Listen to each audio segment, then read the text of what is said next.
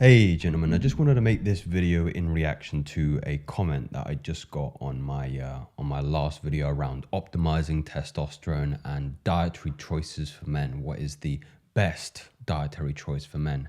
And I think this comment kind of gives you the context of why I wanted to make this particular video, because I believe nutrition, I believe diet, I believe food can become a religion in any way. And I first wanted to preface this by saying there is no right diet for you. It does not exist. There is only the optimal diet for what you want, for your desired outcomes. Food, in a way, is like alchemy. It's like chemistry. You're choosing particular chemicals, particular sources, particular ingredients in order to facilitate a particular outcome.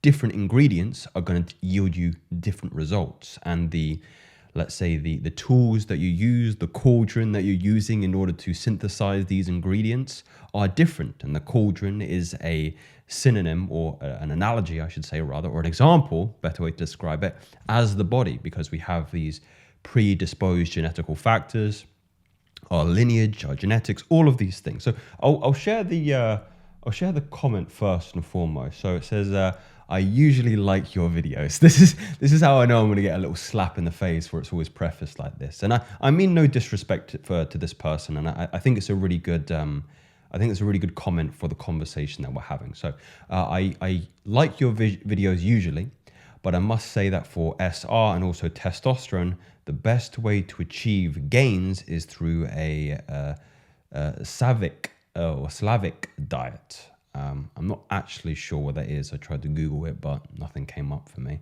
unless he's misspelled it. Guys, please do not harm your body.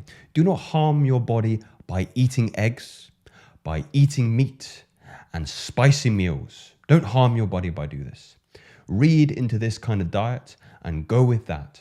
Imagine eating a woman's uterus, eggs. You wouldn't, I don't know where that came from. You wouldn't even do that because it's got the highest protein. So I suppose he's making the analogy here that just because something's high in protein doesn't mean that it's going to be beneficial to you. I could be putting words in this person's mouth. Don't do that with eggs. It's not for your body. Also, meat is harmed with meds and everything. Yeah, I would concur with that. There's a lot of antibiotics and things like that go into a lot of the animal products that we eat, unless you're buying from more, organic and, farm sources, things like that. The stress from the animals gets into every cell of their body, and so into you, brackets muscle memory.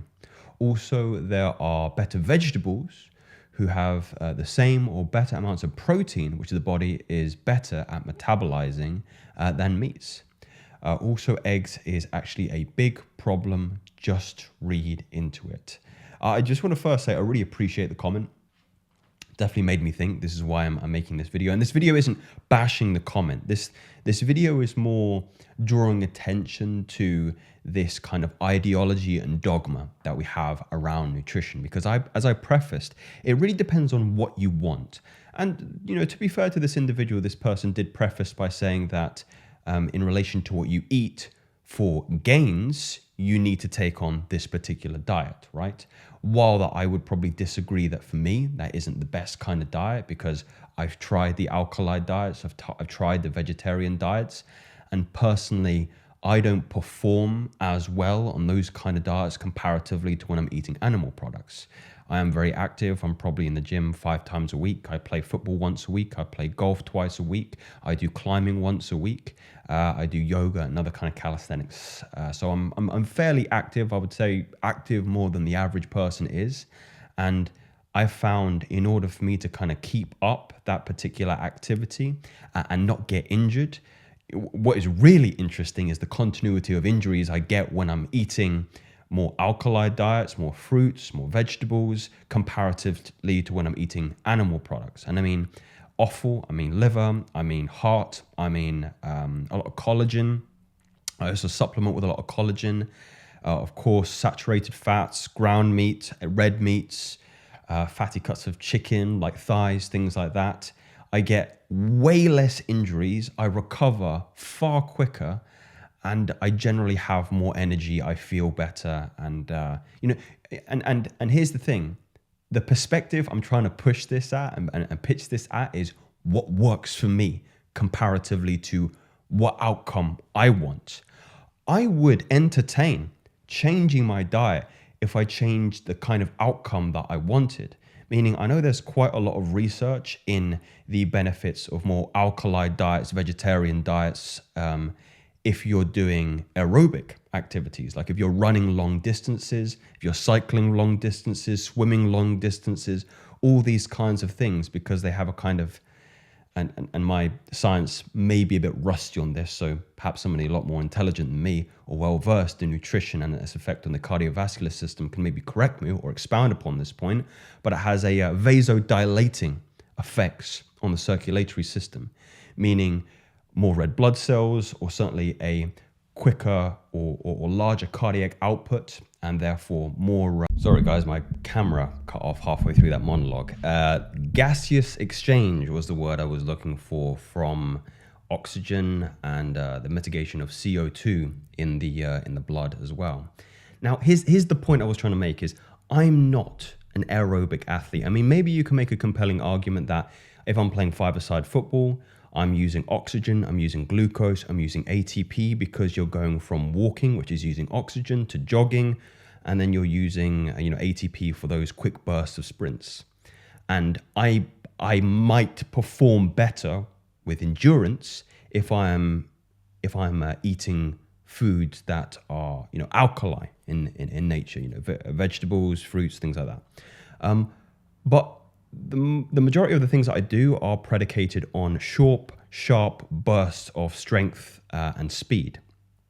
Weightlifting, calisthenics, climbing, all these things are all those attributes are very important for those kinds of things. And that's how I like to perform. And I've experimented with these kinds of foods, and I'm normally, I can get very strong very, very quickly if I eat mostly animal products, and then I started to introduce carbohydrates into my diets. Potatoes, rice, pasta, things like that. The trouble for me is I'm also thinking about how I'm performing mentally, and I typically don't perform as well cognitively if I start to introduce carbohydrates into my diet comparatively to when I'm fasting and I'm in ketosis. That's just me. And again, I'm not forcing my religion. I'm not forcing my dogma on you. The most important part that you need to figure out is do some personal experimentation and find how you perform the best for what you want. Like if you're an endurance athlete, I have no qualms. You're not going to hear me say you should be eating animal products. I think you should be eating for, if you're trained to run a marathon, eat vegetables, eat carbohydrates, eat pasta, eat rice, carbo load, do all that jazz. That's fine. You won't hear me say anything to the contrary if it's giving you the outcomes that you want. The frustration for me is when people push their diet, their ideology, their religion onto other people as the only way to eat, and start to become a little bit negative in the way that they're saying that eggs are going to be damaging for your body, meat is going to be damaging for your body. I mean, if you really want to push that argument, there's been evidence showing that plants also release toxins because plants don't really want to be eaten either. Nothing wants to be eaten that is conscious, that is sentient. It's just not true, right? And there's going to be, but I'm not an ideologue, so I don't want to push this narrative. I'm only concerned with outcomes. I'm only concerned with performance. And if you perform well on a vegetarian diet, go nuts. Who am I to tell you otherwise? I think it also depends on who you are. For example, everybody who knows me or who's watched my videos for a while knows that I'm an avid advocate of fasting. However, I would not advocate fasting for a woman because women have different needs than men. Women typically carry more body fat than men, and need to be a little bit more extra sensitive to their hormones. And fasting is not conducive to that. So whilst I think as a woman, sure, you can fast in a safe way, intermittently, I generally think it's better for men than it is for women. I know there are some men who get very, very lightheaded, who can't perform in the gym, who can't exercise if they haven't eaten. I do think there's some evidence, or there's an argument to say that there's an adaptive phase to that, because the first time I started fasting, I could not work out in the morning. Now I don't need to eat till 8 p.m. I can lift heavy weights in the morning. I can do yoga. I can do calisthenics. I can climb, and I'm fine.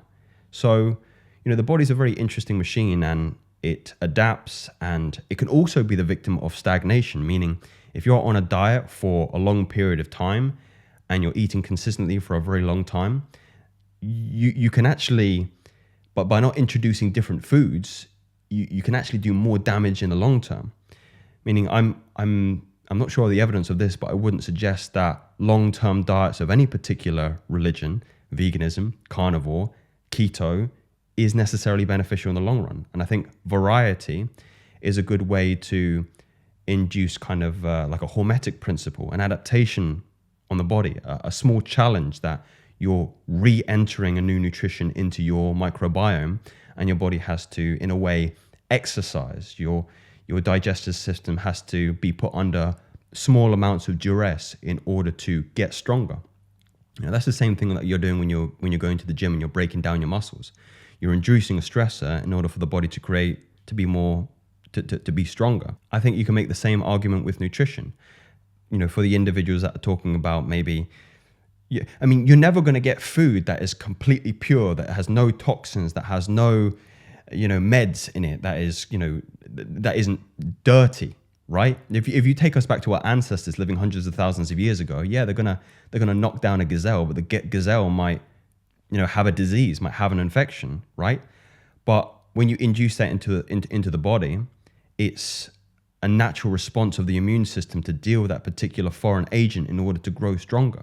So things aren't that simple. And I also think to our benefit, you have to remember that we're living in a time now where we're living longer than most human beings were ever recorded.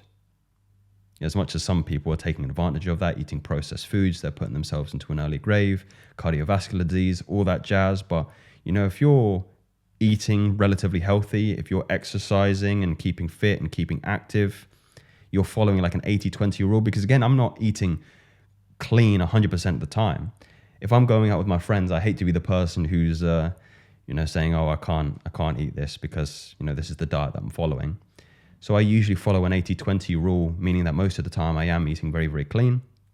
But I was just out on the weekend with a friend who came to visit me down here in the south coast of England. And, I was taking her out, showing her around about the town. And I think we had some Chinese food, I think it was. Might have been Vietnamese, something like that. But I was having noodles. I never eat noodles. And it's just one of those things. I had a little bit of indigestion. wasn't probably the best thing for me in hindsight. But it's one of those things where, there is an aspect of enjoying life to this. But 80% of the time, find what works for you. Find what is giving you the outcome that you want, and don't be so dogmatic about it. I've always allowed myself to be a fool, and I'm ready to be proven wrong. And hey, there might come a time where I switch up my diet again. I find something else that works for me. Maybe I move to more of a Mediterranean diet when I'm eating mostly seafood, because there's also an argument predicated on your genetics that you have a disposition to certain foods. My mother is Mediterranean, and a lot of the diet, and historically her diet, her family lineage diet has been all seafood. So, hey, maybe that works with my genetic coding. My father is Scottish, so more northern, kind of Scandinavian based.